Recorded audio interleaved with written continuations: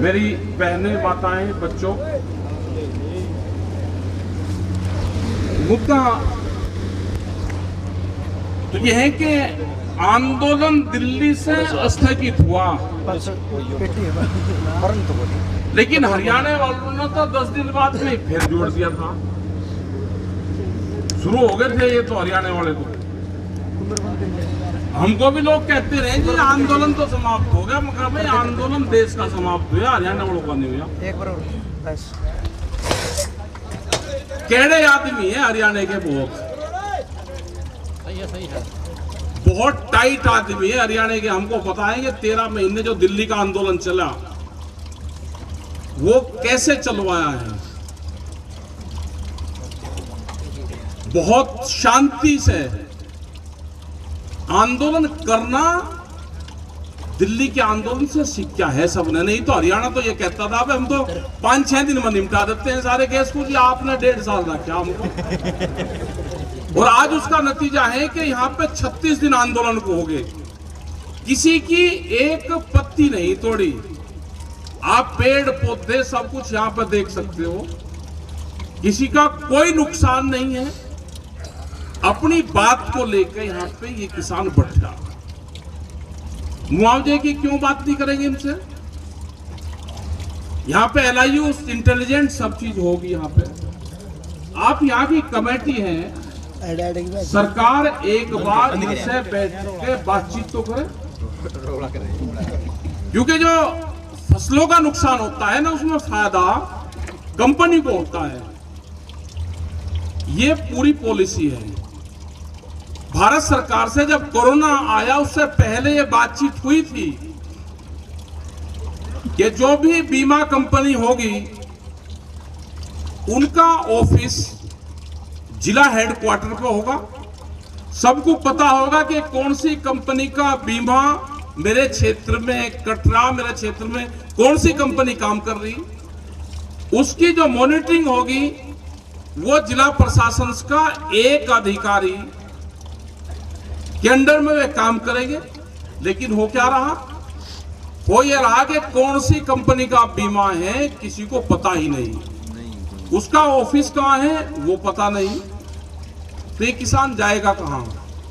ये किसान सरकार के पास में जाता है। फिर जब नुकसान होता है तो अधिकारियों के पास में जाता है। अधिकारी इनसे मिलता नहीं, क्योंकि अधिकारियों को अगर ढूंढे भी तो पता नहीं रहता कि कौन सी कंपनी का बीमा, वे मिलते नहीं। इसमें बड़ी एक पॉलिसी मैटर का जरूरत है कि पूरी चेंजिंग होगी। इसमें हमारा भारत सरकार से और स्टेट गवर्नमेंट से यह है कि कौन सी कंपनी बीमा काट रही है उसका ऑफिसों बाकायदा लिखा हुआ हो। ADM, SDM कोई भी एक अधिकारी उसकी पूरी मॉनिटरिंग करे। जो क्रॉप्स कटिंग होती है कितना नुकसान हो रहा, हालात क्या है कि पटवारी वो जमीन को नापता है, फसल में कितना नुकसान हुआ। पटवारी को एग्रीकल्चर डिपार्टमेंट से नहीं है कि वो फसल का नुकसान बताएगा, लेकिन है क्या कि पटवारी को दे रखा पूरा ठेका, पटवारी ने जमीन नाप दी, लेकिन फसल का कितना नुकसान हुआ उसके लिए एग्रीकल्चर अधिकारी चाहिए। ये पूरा सिस्टम बिगड़ा हुआ है। यहाँ पे LIU के लोग यहाँ पे होंगे, यहाँ की कमेटी है। 36 दिन से जो लोग बैठे वो आगे भी बैठेंगे, इनसे बातचीत करवाओ। हम भी यहाँ की कमेटी से कहेंगे कि वो बात करें।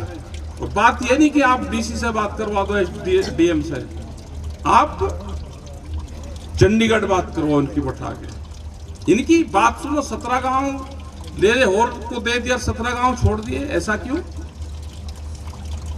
दूसरा, गेहूं में भी बहुत नुकसान अब की बार हुआ। पूरे देश भर में गेहूं में बहुत आग लगी है। ये एकदम से जो गर्मी बढ़ी, जो टेम्परेचर बढ़ा, उससे ये हालात हुई। और उसका असर ये रहा कि गेहूं का लिकड़ाव भी कम है और आग भी बहुत लगी। उसकी जिम्मेदारी भी सरकार की है कि जिस परिवार का पूरा गेहूं खत्म होगा, कणक खत्म होगी, वो कहाँ जाएगा? उसका पशु भी है, उसको खाने के लिए भी चाहिए, वो बेचता भी उसके लिए भी चाहिए। और ये यहाँ नहीं कि हरियाणा में, ये पूरे देश भर में ये हाल हुआ है। अभी जमीन नीलाम की बात यहां पे बताई, कई दिन से पेपरों में चल रहा। जमीन नीलाम राजस्थान में भी हुई थी। 7 लाख रुपए का कर्जा था उस किसान पे और उसकी 10 किल्ले जमीन, उसी में मकान वो नीलाम करा 46 लाख रुपए में। और अगर डीसी रेट उस जमीन का देखे तो 2.5 करोड़ रुपया। हम गए मुजफ्फरनगर से और जैसे ही हम रास्ते में गए, हम 10 बजे चले तो ठीक 12:30 बजे तक जब पता चला वहां की सरकार को कि किसान आ रहे हैं वहां से, तो ठीक 2.5 घंटे बाद में उस किसान की जमीन छोड़ दी और यह कहा कि कुछ खामियां रहेगी। और जैसे ही हम गए तो अगले दिन पूरे पॉलिसी, राजस्थान की पूरी पॉलिसी बदली कि किसी किसान की जमीन नहीं नीलाम होगी। तो हरियाणा में क्यों नहीं हो सकता? हरियाणा में भी होगा। हमने सरकार को यह कहा कि अगर आपको पैसा चाहिए, आप किसान को नोटिस दो, उसको आधा एकड़, आधा किला, 1 बीघा जमीन बेचने की परमिशन दे दो। वो अपनी बाजार भाव के पड़ोसी को, किसी को अपनी जमीन बेच लगा।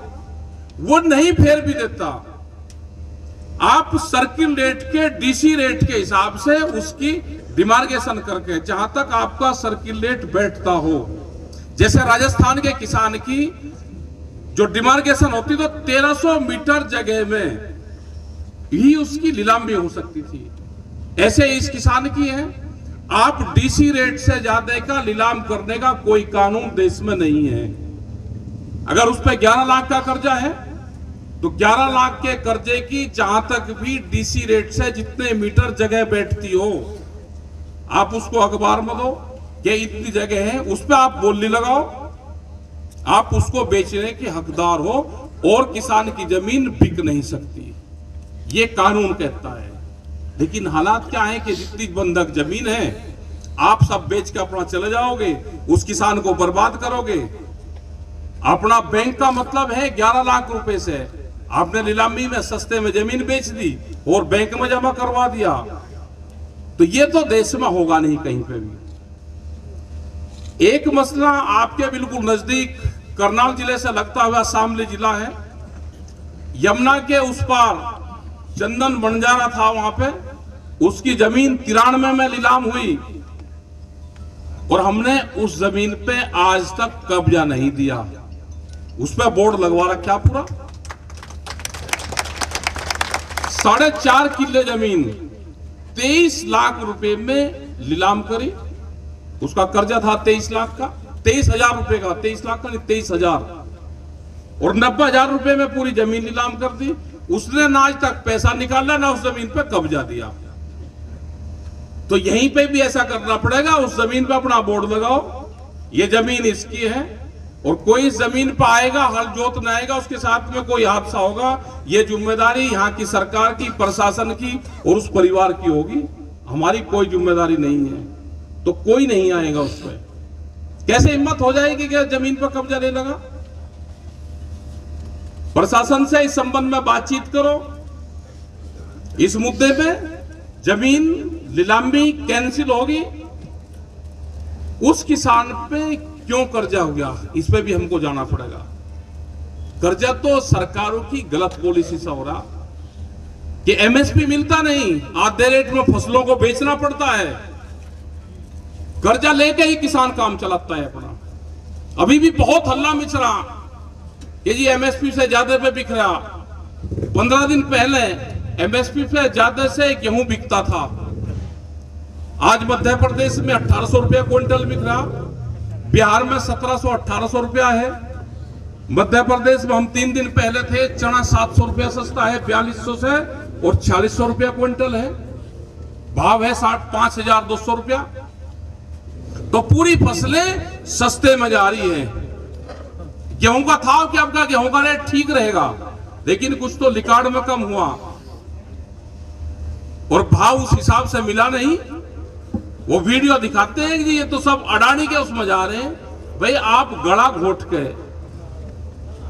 और एक खिड़की देखे कि यहाँ गला घोट रखा है, यहाँ को ऑक्सीजन आ रही, और ये तो खिड़की के बराबर में हवा लेना आ रहे।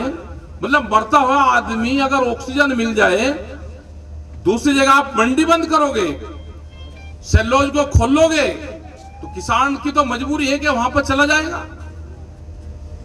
इसकी मजाक ना बनाओ किसान की। ये सरकार ध्यान से सुन ले, ये किसान ना पीछे पहले हटा, ना आज हटेगा, ना आगे हटेगा। ये जब तक इसकी बातचीत आप नहीं सुनोगे, हम समझौतेवादी हैं। और हरियाणा के किसान ने भी अब वो लड़ाई झगड़े छोड़ दिए गए, इनको उकसा के आप काम करवाते थे।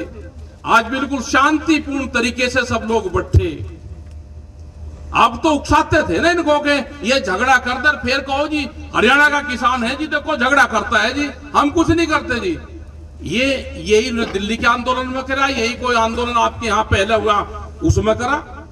लेकिन ये ठीक है, हमारा शांतिपूर्ण तरीके से आंदोलन यहाँ पे तहसील में चला हुआ है, इसको शांतिपूर्ण तरीके से चलाओ। हम भी सरकार को कहेंगे, LIU जो इंटेलिजेंस यहाँ पे है उनको कहेंगे कि यहाँ की कमेटी की आप बातचीत शुरू करो। बातचीत शुरू होगी, ये भी मान जाएंगे, ये कोई कहीं और से थोड़ा आ रहे हैं, ये भी मान लेगा किसान भी। दूसरा एक मामला और है, जो किसान शहीद हुए थे दिल्ली में, तेलंगाना सरकार उनको 3-3 लाख रुपया दे रही है। कल वहां के अधिकारियों से हमारी बातचीत होगी, उसका प्रोग्राम ये बना रहे कि प्रोग्राम को चंडीगढ़ में करें या दिल्ली में करें। तो वो एक प्रोग्राम करके आप सब लोगों को बता देंगे कि जो भी हरियाणा से, पंजाब से, पूरे देश से जो किसान शहीद हुए, हमारे जो परिवार के लोग शहीद हुए, उनके परिवार के लोग आएंगे। बहुत सी लिस्ट हमने आप लोगों से यहां से ले ली, वो वेरीफाई होगी। और हमने ज्यादातर लिस्ट वे करी है कि जो हरियाणा सरकार ने वेरीफाई करी, वही उसकी सरकार उसको मान रही है। 1-2 नाम कुछ आगे पीछे हो सकते हैं। यही हमने पंजाब से लिस्ट ली। कल अधिकारियों के साथ में बैठ के बातचीत होगी, तो 3-3 लाख रुपए उनको वहां की गवर्नमेंट ने सैंक्शन कर दिया। 21 करोड़ रुपए से ज्यादा का वो बजट उनका बैठेगा। तो वो प्रोग्राम बना रहे। हमने कहा कि चंडीगढ़ में आप रख लो प्रोग्राम, क्योंकि हरियाणा और पंजाब के बीच में पड़ता है, तो एक दिन में काम